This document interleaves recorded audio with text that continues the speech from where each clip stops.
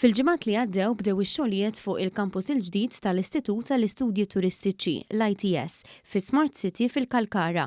Dan il-kampus se jkun jista' jilqa' fih sa 2500 student u se jkollu spazju biex joffri aktar korsijiet speċjalizzati li huma meħtieġa fl-industrija tal-lum. Dan il-kampus State of the Art se jkun maqsum f'diversi partijiet u se jinkludi fost oħrajn 58 klassi, numru ta' ristoranti, bars u kafetteriji għat-taħriġ, 9 laboratorji speċjalizzati tal-kċina, librerija, dormitorju li jilqa' aktar minn 500 student u 400 spazju ta' parkeġġ. Dawn id-dettalji nataw f'konferenza tal-aħbarijiet fi Smart City, indirizzata mill-Prim Ministru Robert Abela. Dr. Abela qal li huwa biss jekk ninvestu fil-kwalità li nkunu nistgħu nilħu livelli ġodda fi sfond ta' livelli ekonomiċi li dejjem qegħdin jikbru. Qal li b'dan il-kampus il-ġdid tal-ITS qed jinbagħat messaġġ ċar li t-turiżmu f'Malta huwa b'saħħtu u rridu ninvestu fil-karriri tat-tfal Maltin u Għawċin.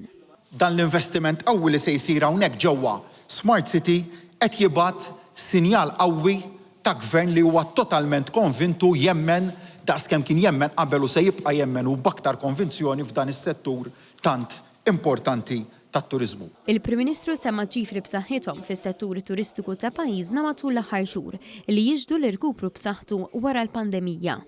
Fl-ewwel 9 xhur tas-sena reġa' kellna riżultati ekonomiċi tant b'saħħithom. Il-fiduċja f'pajjiżna kemm minn investituri barranin kif ukoll minn investituri lokali. U hekk li deħlin għall-ewwel miliet ta' normalità sħiħa fi 3 snin b'serħan il-moħħ ta' gvern illi se jibqa' jinvesti bis-saħħa ġewwa pajjiżna.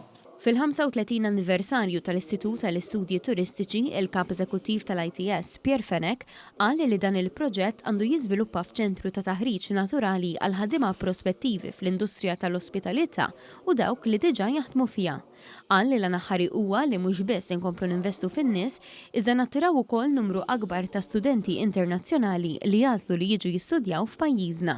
Matul l-aħħar 35 sena, l-industrija tat-turiżmu kibret b'rata maġla u parti mill-suċċess tal-industrija tat-turiżmu huwa dovut ukoll għat-taħriġ u l-edukazzjoni mogħtija lill-eluf li għaddew minn dan l-istitut.